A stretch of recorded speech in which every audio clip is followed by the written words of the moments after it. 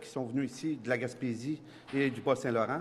Je tiens à saluer aussi mes collègues députés, Harold Lebel, député de Rimouski, M. Pascal Bérubé, Matapédia-Matane, Gaétan Lelièvre de Gaspé.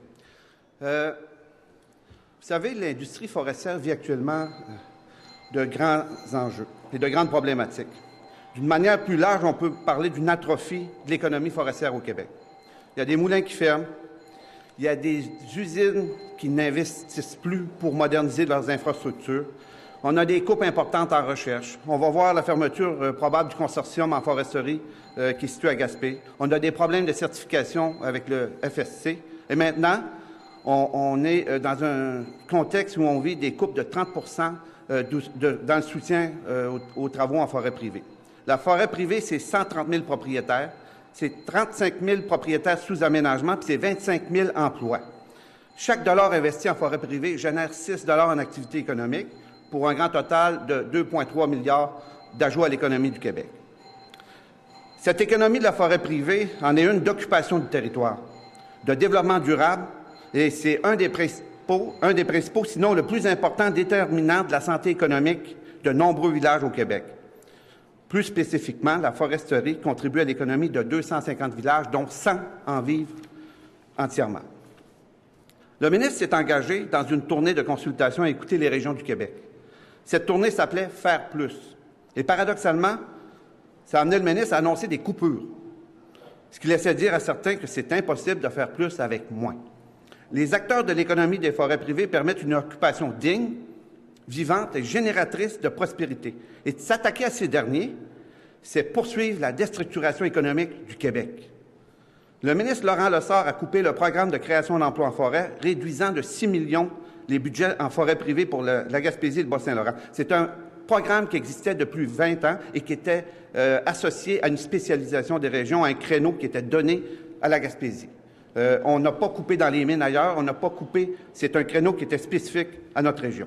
Donc, selon les chiffres même du ministère, ce sont 250 emplois qui étaient maintenus par ce programme qui vont disparaître. La demande est simple.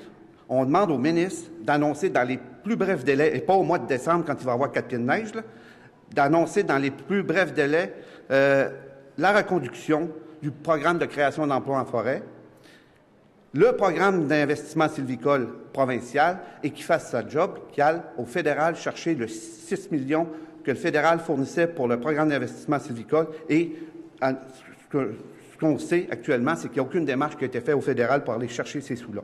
Donc, la demande est simple, que le ministre fasse ce qu'il a dit qu'il allait faire.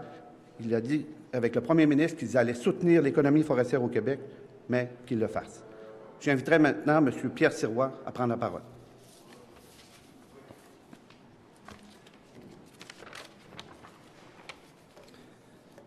Oui, bonjour. Nous sommes ici ce matin les représentants des producteurs forestiers, soit les gens du syndicat des producteurs forestiers du Bas-Saint-Laurent et de la Gaspésie. Également, ma fédération qui représente les groupements forestiers du Bas-Saint-Laurent. Si on est ici ce matin, c'est parce qu'on n'a toujours pas eu de réponse au plan d'action qu'on a soumis au ministre en février dernier. Ce plan d'action-là était issu d'une vaste concertation avec les industriels, les producteurs forestiers, la CRE, en fait tous les partenaires du milieu, où on a présenté au ministre un plan d'action qui visait à récolter le bois de la forêt privée. On s'est engagé à récolter le bois de la forêt privée.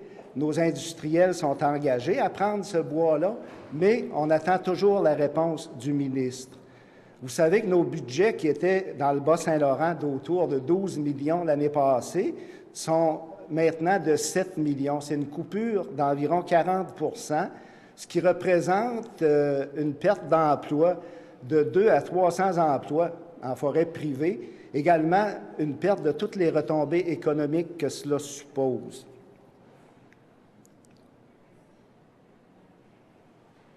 Les groupements forestiers sont installés dans toutes les paroisses rurales du Bas-Saint-Laurent et on crée de l'emploi dans l'arrière-pays.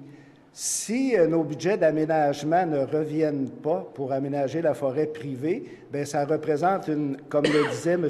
Roy, une déstructuration importante de nos organisations qui travaillent en aménagement pour la forêt privée. Donc, ça constitue des pertes d'emplois, des pertes de retombées économiques également. Le plan d'action qu'on a proposé au ministre en février dernier, et je le répète, pour lequel il n'a toujours pas donné de réponse, bien, ce plan d'action-là, il visait vraiment à sortir le bois de la forêt privée et c'était un plan d'action qui était générateur d'emplois et générateur de retombées économiques et de richesses dans l'arrière-pays. Si on est ici ce matin, c'est parce qu'on a vraiment besoin, pour sauver nos organisations, sauver l'industrie forestière dans le Bas-Saint-Laurent et dans la Gaspésie, on a besoin de ces argents en aménagement-là. Merci.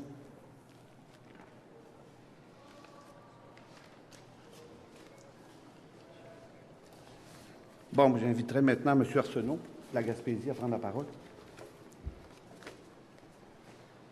Bonjour, François Arsenault, du groupement forestier coopératif Baie-des-Chaleurs, administrateur et contremaître. Je vais être très bref, je suis un gars de terrain. Moi, je commence à travailler lundi prochain, le 15.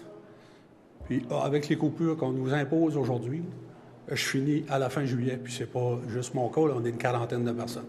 20 à 30 travailleurs, plus les contremaîtres, puis les techniciens. On ne peut pas accepter ça. On ne peut pas accepter ça. C'est la pire année depuis 30 ans, l'investissement en forêt privée.